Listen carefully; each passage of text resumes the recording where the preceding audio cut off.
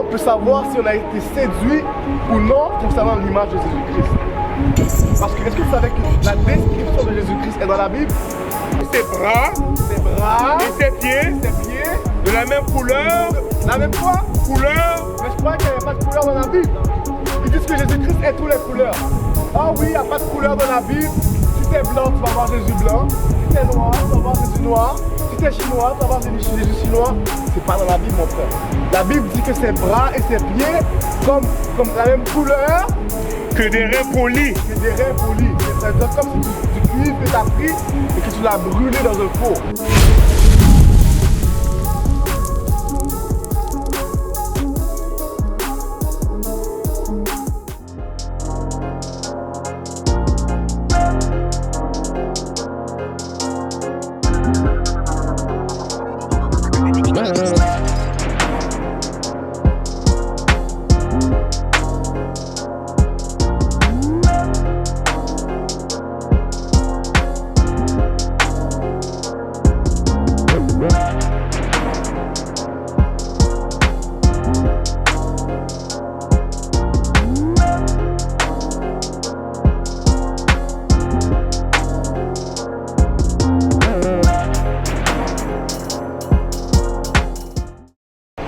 Quel pays?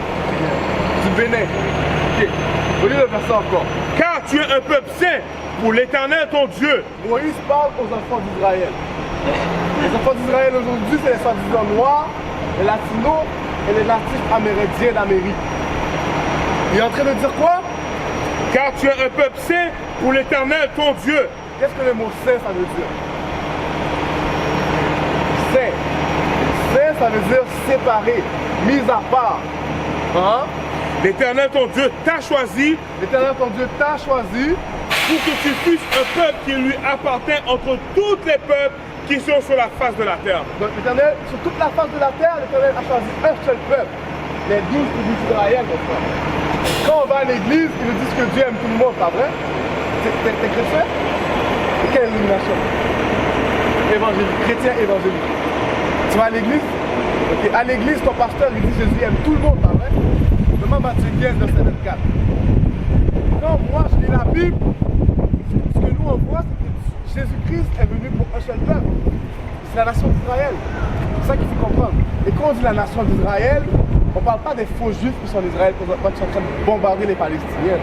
On parle de la vraie nation d'Israël, ceux qui descendent de Abraham, Isaac et Jacob. Ouais, moi, les latinos, les natifs américains. Matthieu 15 et le verset 24. Il répondit, je n'ai été envoyé qu'aux brebis de la maison d'Israël. Donc Jésus-Christ a dit, je n'ai été qu'envoyé qu'aux brebis perdues de la maison d'Israël. Qui a envoyé Jésus, mon frère? Qui a envoyé Jésus? Son Père, Dieu, pas vrai?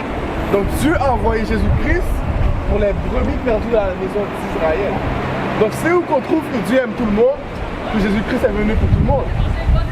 Tu comprends? C'est où qu'on trouve ça?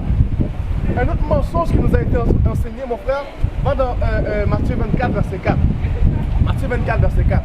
Parce que quand on regarde les films, okay, les films de, par exemple, La Passion du Christ, vous connaissez le film La Passion du Christ? Dans ce film-là, Jésus-Christ est portrait en tant que... Quelle couleur? Très pâle, pas vrai? Une couleur blanche. Oui? Matthieu 24 et le verset 4. Jésus leur répondit, prenez garde que personne ne vous séduise. Donc là, Jésus-Christ parle à ses disciples et à tout le monde qui écoute, il dit, prenez garde que personne ne vous séduise. Comment est-ce qu'on serait séduit, mon frère? On serait séduit avec des fausses images de Jésus-Christ. Il va l'expliquer, lui. Car plusieurs viendront sous mon nom, disant, c'est moi qui suis le Christ. Plusieurs viendront sous le nom de la manière de la Bible, disant, c'est moi qui suis le Christ. Je suis chrétien, je suis oint, parce que Christ veut dire celui qui est oint. Il dit, c'est moi qui suis le Christ. Et ils séduiront beaucoup de gens. Séduiront beaucoup de gens. Donc, la question que je peux te poser, c'est que comment on peut savoir si on a été séduit ou non concernant l'image de Jésus-Christ? Parce que, est-ce que tu savais que la description de Jésus-Christ est dans la Bible? Sa description est dans la Bible. Va dans Daniel.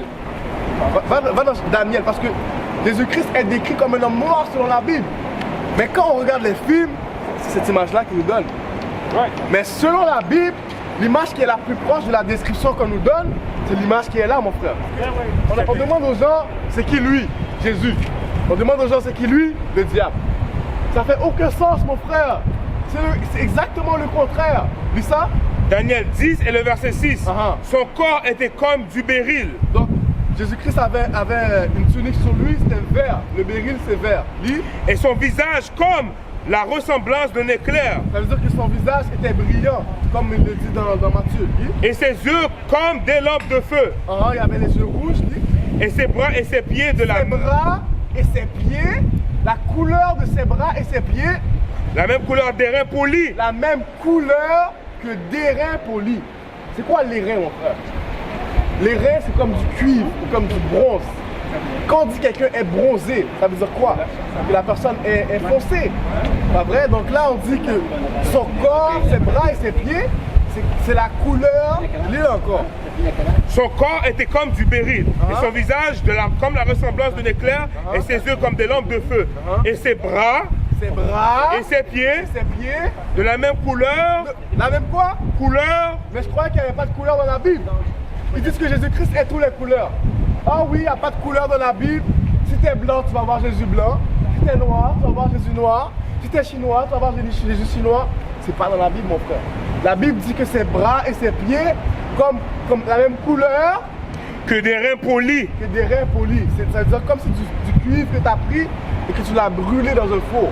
Là, dans Révélation 1, verset 14. Dans le livre de Révélation, on va trouver la même chose qu'on vient de lire dans le livre de Daniel. Dans l'Ancien Testament et dans le Nouveau Testament, on a la description de Jésus-Christ. Lis. Révélation 1, verset 14. Sa tête et ses cheveux étaient blancs comme la laine. Donc là, on a une description plus proche de ce qu'on est en train de lire. Sa tête et les cheveux qu'il avait dans son visage étaient quoi? Comme de la laine. Comme de la laine. Est-ce que tu as déjà vu la laine de mouton? Qui a les cheveux comme de la laine? Est-ce que c'est les Caucasiens qui ont les cheveux comme de la laine? C'est les Noirs. Les Noirs ont les cheveux comme de la laine et lui, il a les cheveux blancs et comme de la laine. Lis. Aussi blanc que la neige. Aussi blanc que la neige. Et ses yeux étaient comme une flamme de feu. Pause, va dans Genèse 49, verset 12. Comme on l'a lu dans Daniel, il dit ses yeux sont comme une flamme de feu. Pour expliquer ce verset-là, on va aller tranquillement en Genèse 49, verset 12. Et ça, c'est une prophétie que ses yeux seraient rouges. Lis. Genèse 49 et le verset 12. Ses yeux seront rouges de vin. Donc là, ça parle de Shiloh. Shiloh, ça veut dire celui de paix, de peaceable one. Ses yeux seraient rouges avec quoi? Rouge de vin. Rouge de vin. Est-ce que lui, il a les yeux rouges? Oui. Est-ce que lui a les yeux rouges? Non. Révélation 1, verset 14. Sa tête et ses cheveux étaient blancs comme la laine, aussi blancs que la neige. Et ses yeux étaient comme une flamme de feu. Rouge comme une flamme de feu. Et ses pieds semblables à du beau cuivre. Ses pieds. Si tu as des sandales et je peux voir la couleur de tes pieds, ça veut dire que je peux voir la couleur de toutes les restes de ton corps. Ses pieds semblables à quoi? À du beau cuivre. La même chose que dans Daniel. Comme à du cuivre. Comme s'ils brûlaient dans une fournaise. Comme si tu les avais brûlés dans une fournaise. Ça veut dire que Jean le révélateur, il voit les pieds de Jésus-Christ comme s'ils avaient été brûlés dans un four. Quand tu brûles quelque chose, ça devient quelle couleur, mon frère? Ça devient noir. Ça veut dire que Jésus-Christ était quelle couleur? Bon, Jésus-Christ était noir. Maintenant, va dans Daniel 7, verset 9. Là, maintenant, si Jésus-Christ est noir, ça veut dire que son Père, Dieu Tout-Puissant, est quelle couleur? Daniel 7 et le verset 9. Je contemplais jusqu'à ce que les trônes fussent renversés et que l'ancien des jours. L'ancien des jours. Qui est l'ancien des jours, mon frère? C'est Dieu, c'est lui qui était là depuis avant les jours. S'assit. Non, c'est un esprit qui se promène. Et l'ancien des jours s'assit. Qu'est-ce qu'il te faut pour que tu puisses t'asseoir, mon frère? Il te faut un corps. Lis. Dont le vêtement. De quoi? Le vêtement. Donc Dieu, le Tout-Puissant, a un corps et il avait un vêtement. Lis. Était blanc comme la neige. Et les cheveux de sa tête. Les quoi? Les cheveux de sa tête. Les cheveux de la tête de Dieu, lis. Étaient comme de la laine pure. Étaient quoi? Comme de la laine pure. C'est vrai. Tout le monde. Comme de la laine pure. Donc Dieu le Père avait les cheveux comme de la laine pure. Right. Il a les cheveux comme de la laine pure, mon frère. Est-ce que c'est les blancs? Est-ce que c'est les caucasiens qui ont des cheveux comme de la laine pure? Non. Ça, c'est les cheveux comme de la laine pure. Tu comprends, mon frère? Ça veut dire que Dieu est noir. What is a nation? Nation is family. Nation is community. Nation is men leading by example. Nation is women's support. Nation is children with role models. Nation is unity. Nation is you. It's nation time.